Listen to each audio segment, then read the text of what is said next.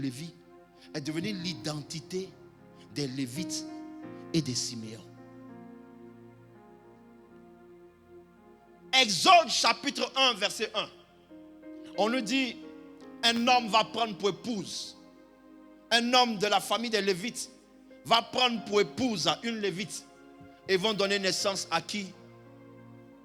À Moïse, Moshe, l'homme qui a tiré les eaux, l'homme qu'on a caché dans un panier, qui s'est retrouvé dans le palais de Pharaon, qui a été éduqué comme, je dirais, un prince, qui a reçu l'éducation, je dirais, princière, qui a reçu les avantages princiers, qui a reçu les honneurs, je dirais, princiers.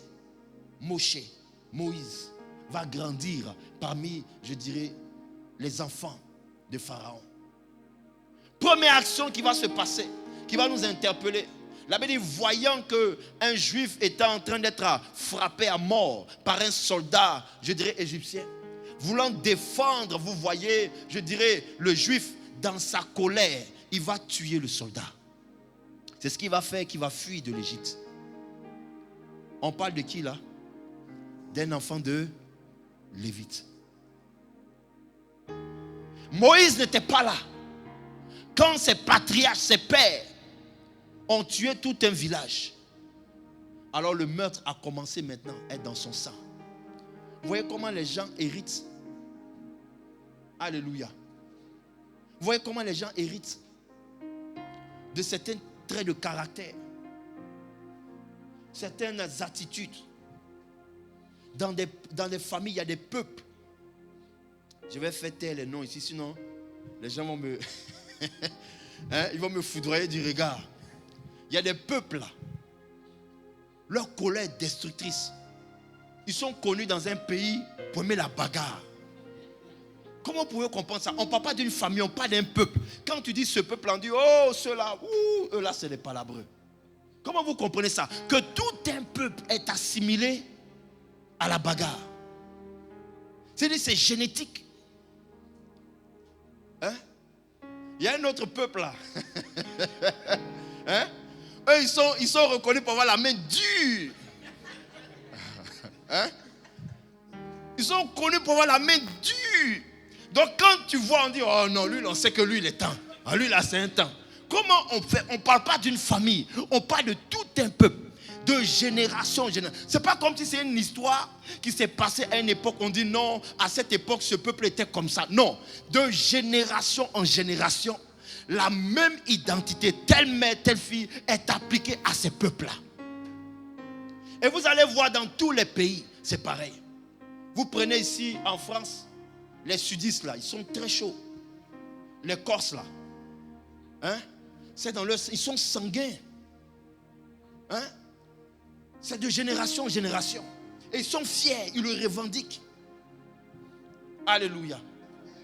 Tout un peuple est assimilé à un trait de caractère, est assimilé à un comportement, est assimilé, je dirais, à une manière d'agir, mais qui est mal devant Dieu. C'est ça l'iniquité. Alléluia. C'est la faute qui est dans ton sang, que tu ne maîtrises pas. Cette colère-là, Moïse ne la maîtrisait pas. Même si sa volonté, ou je dirais son souhait était noble, mais l'acte en lui-même était mal. Il voulait défendre. Tu peux défendre sans tuer. Dites amen à ça. Tu peux défendre sans tuer. Mais défendre jusqu'à tuer le soldat, c'est parce que c'était dans son sang. Alléluia. Alors Dieu, pour le transformer, il va fuir, vous voyez. Il va aller chez Madian, il va se retrouver dans un désert. Et la Bible dit que plus tard, il va rencontrer le Seigneur, le buisson ardent. Je vous passe les détails, choses que vous connaissez, vous êtes censés savoir. Dites amen à ça. Et maintenant, l'appel va arriver. Dieu va le prendre, Dieu va l'emmener, va le faire retourner, vous voyez, en Égypte. Là où il a grandi, il doit retourner maintenant pour aller, je dirais, affronter, je dirais, en réalité, sa famille. Parce que Pharaon était la famille de Moïse. Quand Moïse était petit, il a grandi dans la maison de Pharaon. Alléluia. C'est pour ça, bien-aimé, que nous devons comprendre que chacun de notre parcours, à un certain moment, nous devrons affronter les entités de nos familles. Moïse est retourné pour aller affronter les entités de sa famille. Alors, Moïse est décrit dans les Écritures comme l'homme le plus patient, l'homme le plus persévérant. Après des années, je dirais, à prier, à intercéder, il arrive à faire sortir le peuple qui était en captivité depuis plus de 400 ans. Au bout de la 430e année, Dieu permet qu'il puisse sortir et se retrouver dans le désert. Voici un autre combat. Moïse dans le désert doit conduire un peuple très exigeant, un peuple insatisfait, un peuple qui ne fait que se plaindre, un peuple qui ne fait que réclamer, je dirais, le bien-être. Pourtant, ils avaient vu la puissance et la gloire de Dieu. Pourtant, ils avaient vu l'onction de Dieu se manifester pour apporter la délivrance dans leur vie. Mais ça n'a pas empêché ce peuple-là, je dirais, de maudire Moïse. Ça n'a pas empêché ce peuple-là, je dirais, d'insulter Moïse. Ça n'a pas empêché ce peuple de remettre en question, je dirais, l'intimité ou l'appel de Moïse. Alléluia. Moïse a gardé. Moïse était patient. Pendant longtemps, Moïse, je dirais même pendant plus de 38 années, Moïse a accepté parce qu'ils ont fait 40 ans dans le désert. Donc vous imaginez, pendant 40 ans, à chaque fois qu'on cherche un coupable, on dit, oh, c'est elle. Oh, c'est lui. Oh, c'est lui. Oh, c'est lui. Oh, c'est lui. Oh, c'est elle. Pendant plus de 38 ans, Moïse a accepté. Pendant plus de 38 ans, Moïse s'est tué. Même quand ses propres frères, ses propres collaborateurs, ses propres parents appelés Myriam et Aaron ont contesté, je dirais, sa position, je dirais, de leader. Moïse n'a point bronché. Moïse a toujours remis tout entre les mains de l'Éternel. Moïse a toujours cherché la face de Dieu et la justice de Dieu. Moïse ne s'est jamais autoproclamé. Moïse n'est jamais venu dire c'est moi le leader, c'est moi comment on appelle ça, c'est moi que vous devez écouter. Non, Moïse a toujours cherché à faire valoir la parole de Dieu. Et à chaque fois l'Éternel venait démontrer à ce peuple-là que c'est Moïse qu'il avait choisi comme leader. Donc Moïse était patient. La Bible dit qu'il était fort patient. Mais voici, bien-aimé, que les réclamations liées à l'iniquité, c'est-à-dire le péché qui est à l'intérieur de lui, va le rattraper à un certain moment de sa destinée. Arrivé aux portes de Canaan, à quelques encablures de Canaan, où l'Éternel était sur le point de leur dire, vous allez aller visiter ce pays, vous allez voir, je dirais, les bienfaits de ce pays. Voici qu'ils vont arriver dans un endroit où il va manquer d'eau. Pour la quatrième fois, il a manqué d'eau. Dans ce désert-là.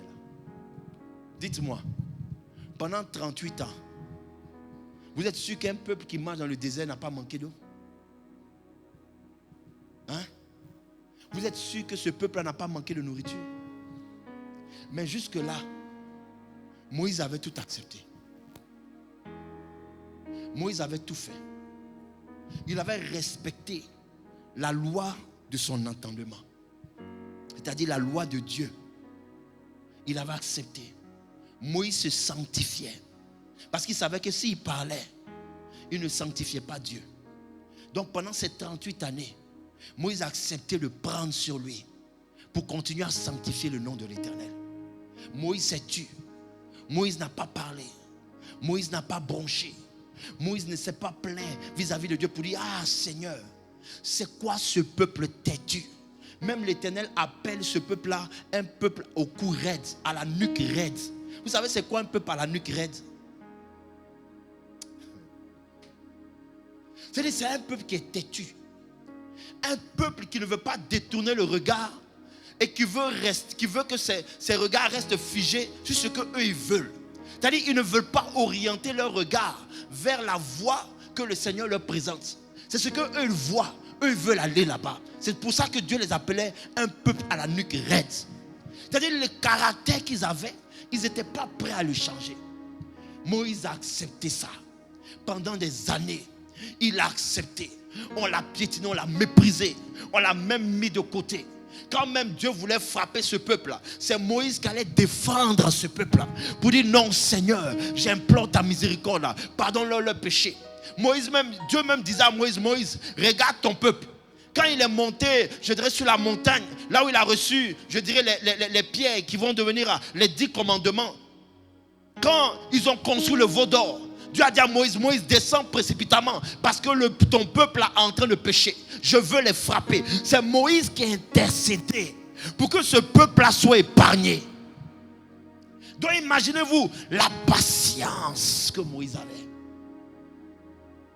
Imaginez-vous cet homme-là, comment il se sanctifiait.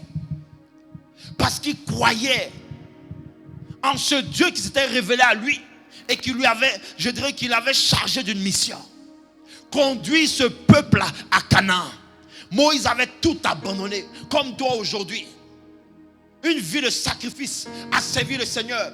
Une vie de sacrifice à adorer Dieu. Une vie de sacrifice à être tous les dimanches dans la présence de Dieu. Ce temps-là, tu peux prendre pour te reposer parce que demain, il y a le travail. Ce temps-là, tu peux permettre à tes enfants de se reposer. Mais tu les prends, vous venez à l'église. Une vie de sacrifice. Moïse avait femme et enfants. Mais quand vous lisez la parole de Dieu, à aucun moment on vous parle de la femme de Moïse et de ses enfants. Parce qu'il les avait laissés avec son beau-père Jéthro pour aller conduire ce peuple-là à Canaan. Donc Moïse avait mis sa vie familiale. Il avait mis lui-même ses ambitions. Il avait mis lui-même ses projets. Il avait mis lui-même ses intérêts. Il les avait tout mis de côté pour suivre la volonté de Dieu. Waouh! La patience de Moïse. Il acceptait. Il pouvait dire, je suis sûr que si c'était à notre époque aujourd'hui, là, tu allais dire, bon, vous me fatiguez, hein, gérez-vous moi, je vais prendre ma famille. Hein?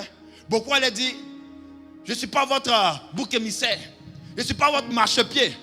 Vous allez vous gérer dans le désert ici, trouver le chemin, peut-être c'est à gauche, c'est à droite. Moi, je retourne chez mon père là-bas. Je retourne auprès de ma femme et mes enfants. Mais Moïse a accepté parce qu'il était habité par une mission. Conduire ce peuple à Canaan. Il dit qu'il pleuve, qu'il neige, je dois les accompagner à Canaan. Alors, à quelques encablures de Canaan, voici maintenant que le péché qui dormait, qui était en silence à l'intérieur de lui, que Moïse n'a pas traité, va le rattraper. Ils arrivent à un endroit où il manque d'eau pour la énième fois. Je répète, pour la énième fois, il manquait d'eau. Parce que si c'est l'eau là, il manquait de l'eau dans le désert. Le peuple va encore se plaindre pour dire, Moïse, avec les mêmes choses. Il n'y avait pas de tombeau en Égypte. On n'était pas dans la souffrance en Égypte. Pour que tu nous ramènes dans un désert où il n'y a même pas d'eau. On ne peut même pas donner à manger ni à boire à nos bétails, à nos enfants. On ne peut même pas, je dirais, avoir le confort. Tu nous as promis un pays là où coule le lait et le miel. Mais on ne voit rien. Après 38 années, continue encore à répéter à Moïse les mêmes reproches. Moïse, fort et patient, à la porte de sa bénédiction. La Bible dit, ce jour-là, Moïse n'a pas bronché. Pour la énième fois, il n'a pas bronché. Quand le peuple s'est plaint, la Bible dit qu'il a pris Aaron, son frère, intercesseur, parce que comment on appelle ça même? À cet endroit aussi que leur soeur Myriam, la prophétesse, va mourir. Vous voyez? Donc Aaron et Moïse vont maintenant aller chercher la face de Dieu. Prier le Seigneur. Oh Seigneur, voici ton peuple. Ils sont en train, Seigneur, de vouloir nous lapider. Seigneur, que devons-nous faire? L'Éternel lui dit, Moïse, Moïse, Moïse. Il dit, Seigneur, me voici. Il dit, ne t'inquiète pas. Je vais régler ce problème. Lève-toi. Va. Et parle au rocher. Non, attends. Trouvez-moi ce verset-là, s'il vous plaît. Parce que si c'est moi qui le dis, vous allez dire, je suis en train de l'inventer.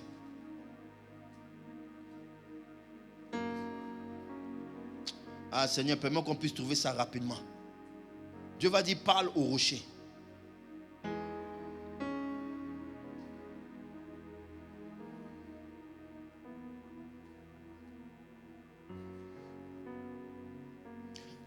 Nombre chapitre 11. Non, Nombre chapitre 20, verset 11. Nombre, le livre de Nombre.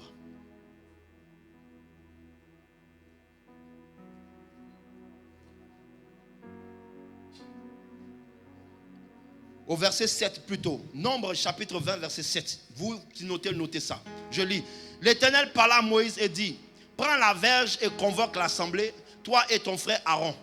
Vous parlerez en leur présence au rocher et il donnera de l'eau.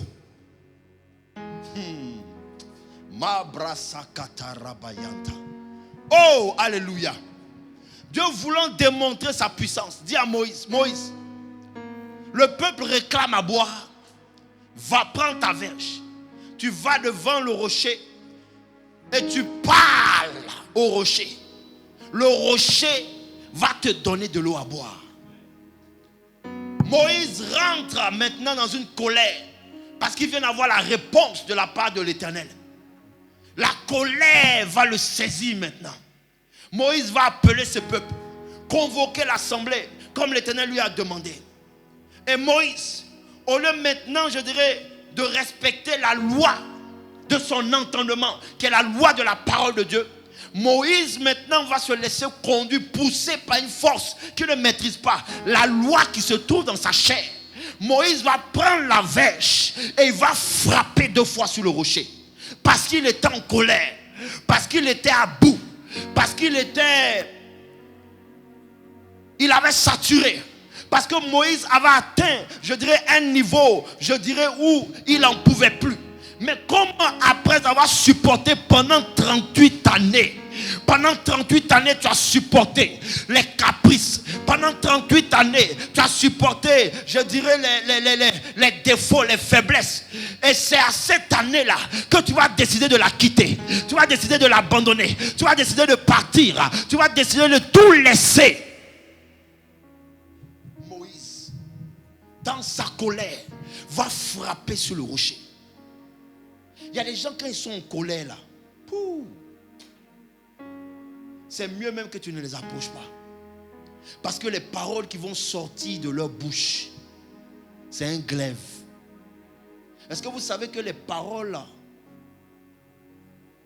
ont plus de poids même que les actes? Alléluia. Il y a des gens, quand ils sont en colère, ils vont te dire des choses. Non. Tu te dis, on m'a lavé, on m'a séché, on m'a repassé, et puis on m'a porté. Tu t'assois et puis tu dis, non. C'est ça là que je connais là qui m'a parlé comme ça. Oh. Il y a des gens, quand ils arrivent à un niveau où ils ne te respectent plus. Non, les paroles qui sortent de leur bouche, tu ne peux même pas imaginer. La colère, elle est destructrice. Voici cette femme-là. Après avoir supporté, vécu dans un foyer, elle a eu des enfants. On ne dit même pas un enfant. Donc allons sur la base qu'un enfant c'est 9 mois. Si elle a eu des enfants, qu'on dit au minimum, elle a eu 2 enfants. Alléluia. Elle a eu 2 enfants, ça fait combien de temps? 18 mois. 2 ans. Voilà. Donc elle a fait au minimum 2 ans dans un foyer. Après ces 2 années, elle décide d'abandonner son mari avec les 2 enfants et retourner chez elle. La Bible ne nous dit pas que si on la frappait, si on la battait, si elle était maltraitée, on dit elle l'a abandonnée comme sa mère. Moïse. Si tu ne traites pas ça, même dans ta sanctification, tu vas te retrouver, bien-aimé, lorsque tu seras à la porte d'une bénédiction. Parce que, bien-aimé, l'iniquité se manifeste en réalité quand nous sommes à la porte d'un changement dans notre vie. Moïse était sur le point de rentrer à Canaan. Mais la loi du péché va venir réclamer son droit de rentrer à Canaan. Alors, Dieu dit, parle au rocher. Moïse, dans sa colère, va prendre prendre le bâton qui est la verge. Il va frapper pour manifester. C'est-à-dire tout ce qu'il a emmagasiné. Frère, tu as encaissé pendant 38 ans. C'est la 39e année là. Tu viens tout gâter.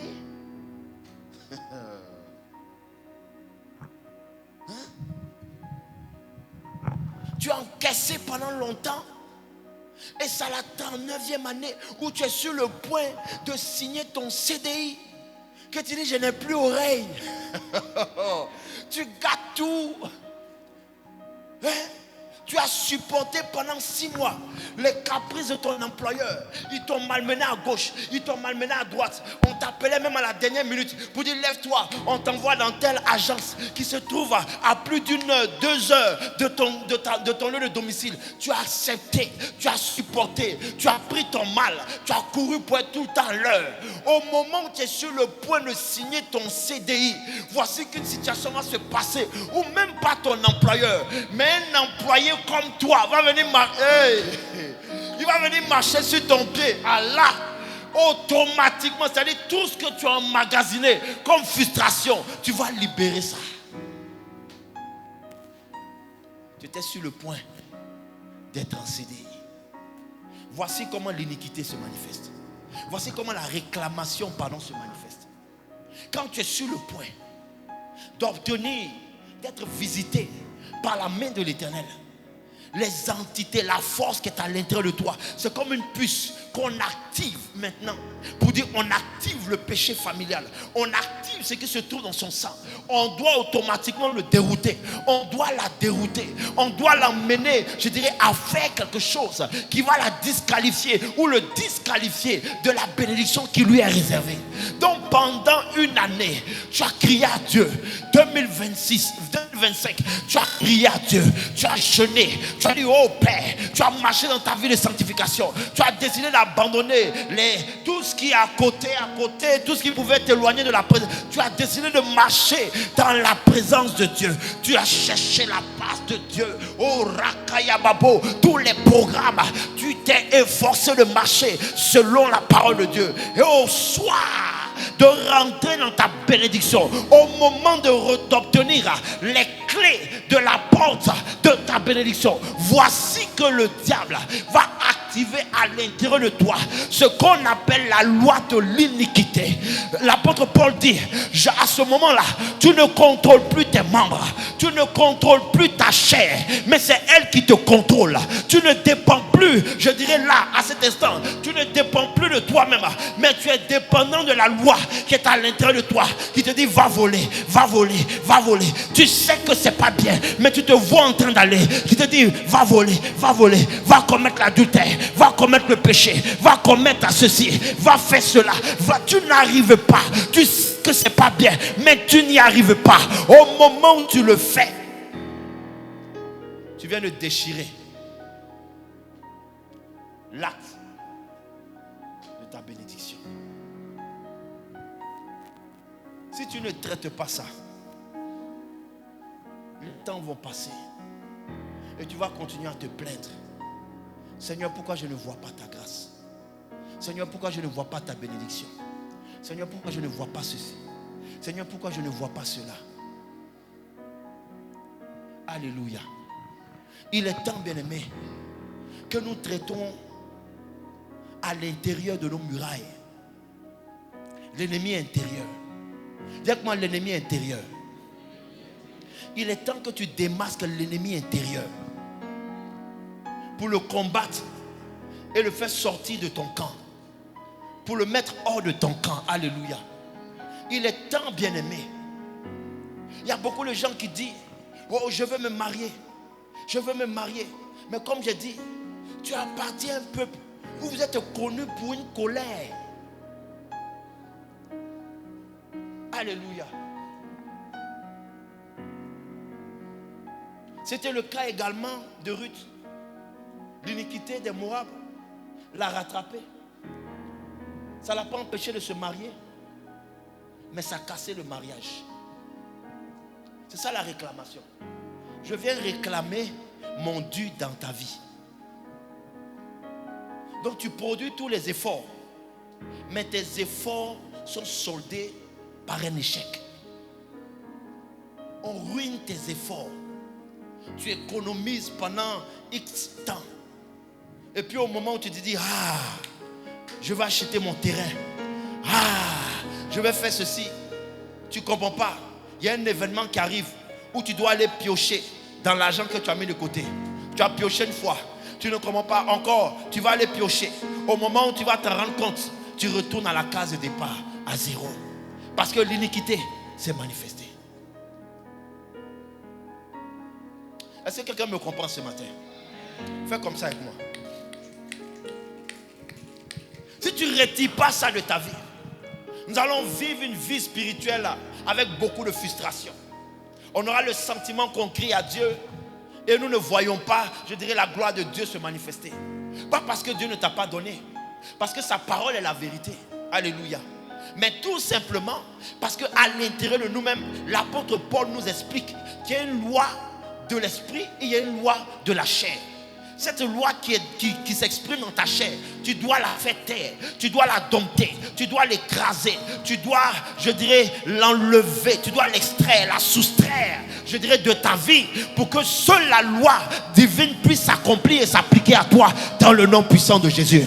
Je dis à quelqu'un bien-aimé, en cette année 2026, ta vie sera traitée dans les profondeurs, dans les moindres détails, afin que l'iniquité qui est cachée à l'intérieur de toi, qui fait que la loi qu'on appelle la loi de la réclamation, la loi qu'on appelle la loi du péché, qui vient à chaque fois hypothéquer tes grâces, à chaque fois hypothéquer, je dirais, ton temps de visitation, sera brisée ce matin dans le nom de Jésus. Je me tiens sous le manteau de nos parents spirituels et je suis en train de prier pour toi maintenant. Je déclare ce matin que la loi de l'iniquité à l'intérieur de toi, je proclame qu'elle se taise. Je dis elle se tait. Cette loi se tait. Cette loi qui t'a fait rater du travail, cette loi qui t'a fait rater ta saison de bénédiction, cette loi qui t'a fait rater à une époque de ta vie le mariage, cette loi qui t'a fait rater l'enfantement, cette loi qui t'a fait rater une promesse de Dieu, cette loi, je dirais, du péché qui vient, je dirais, déclencher dans ta vie des maladies cycliques, des maladies saisonnières, des règles douloureuses, des menstruations douloureuses. Je déclare ce matin par l'autorité du nom puissant de Jésus, cette loi est annulée. Je dis elle est annulée. Je proclame qu'elle est annulée par l'autorité du nom de Jésus. Cette loi n'a plus de raison d'être dans ta vie. Je l'annule par le nom de Jésus. Je déclare.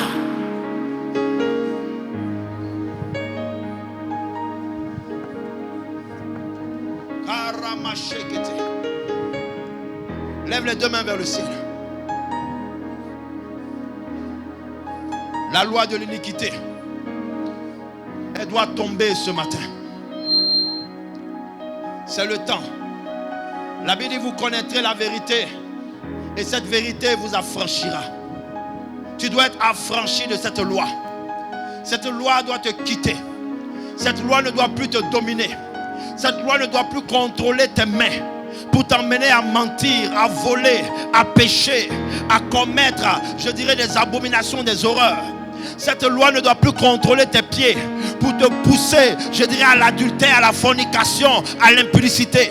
Cette loi ne doit plus contrôler, je dirais, tes membres. Comme l'apôtre Paul dit, je me vois en train de faire des choses que je n'aime pas. Cette vie-là, je ne l'aime pas, mais je la fais quand même parce que je suis manipulé, je suis contrôlé. Je déclare ce matin, attention, par l'autorité du nom puissant de Jésus, toute manipulation satanique s'arrête dans ta vie. Je le déclare dans le nom de Jésus.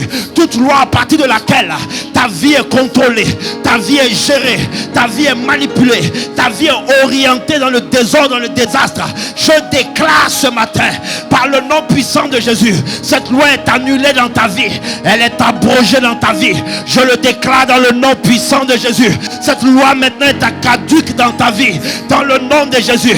Je parle aux fondations de la maison de ton Père et je déclare que toutes les lois en vigueur dans cette maison appelée iniquité, qui te retient dans un mal, qui te retient dans une souffrance, qui te retient dans un péché, qui te retient dans ce qui déplaît à l'Éternel, je déclare ce matin que tu sois exempté de cette loi. J'annule cette loi dans ta vie. Je l'annule dans le nom de Jésus. Je l'annule dans le nom de Jésus. Je l'annule dans le nom de Jésus. Cette loi qui dit que les hommes ne doivent pas se marier. Cette loi qui dit que les femmes ne doivent pas se marier. Cette loi qui dit que les enfants ou les femmes ne doivent pas enfanter. Cette loi qui dit que vous ne devez pas être en bonne santé. Vous devez mourir d'une maladie quelconque. Je déclare ce matin, cette loi est annulée. Tu n'es pas en train de dire amen. Je dis la loi est annulée. La loi du péché, la loi de la condamnation, la loi de la restriction, la loi de l'interdiction, la loi de l'imitation. Je dis elle est annulée dans ta vie. Elle est annulée dans ta vie. Elle est annulée dans ta vie. Cette loi qui autorise des démons à te visiter pendant la nuit. La loi de la nuit.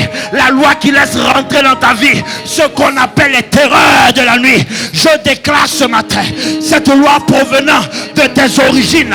Je l'annule. Je l'annule. Je l'annule. Je l'annule. Je l'annule. Je l'annule. Au nom de Jésus de Nazareth.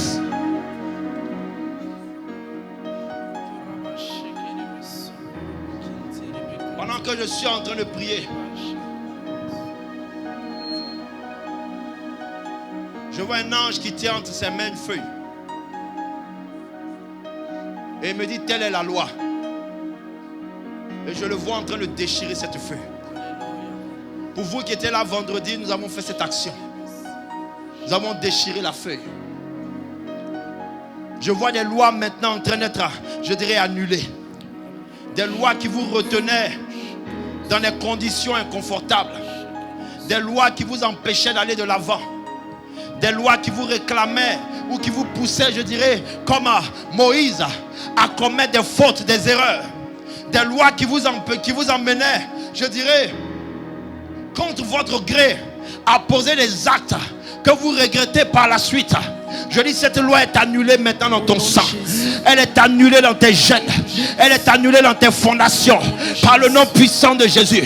Je te fais boire le sang de Jésus-Christ afin d'annuler la loi qui se trouve dans ton sang. La loi du péché. La loi de la maison familiale. La loi de la maison de ton père. La loi de la maison de ta mère. La loi de la maison de ton père. Où le péché connu, c'est la polygamie. Cette polygamie qui est, je dirais, interdite par la parole de Dieu, mais qui est en vigueur dans ta famille. Cette loi qui te pousse, malgré que tu es marié, à regarder dehors, à penser même à avoir une deuxième femme. Ou je dirais, toi qui es une épouse, toi qui es marié, tu vois ton mari avoir une attitude, un comportement, avoir une vie où il te délaisse. Je déclare ce matin que cette loi est annulée dans ton sang. Je dis, elle est annulée dans ton sang. Elle est annulée dans ton sang. Je dis, elle est annulée dans ton sang.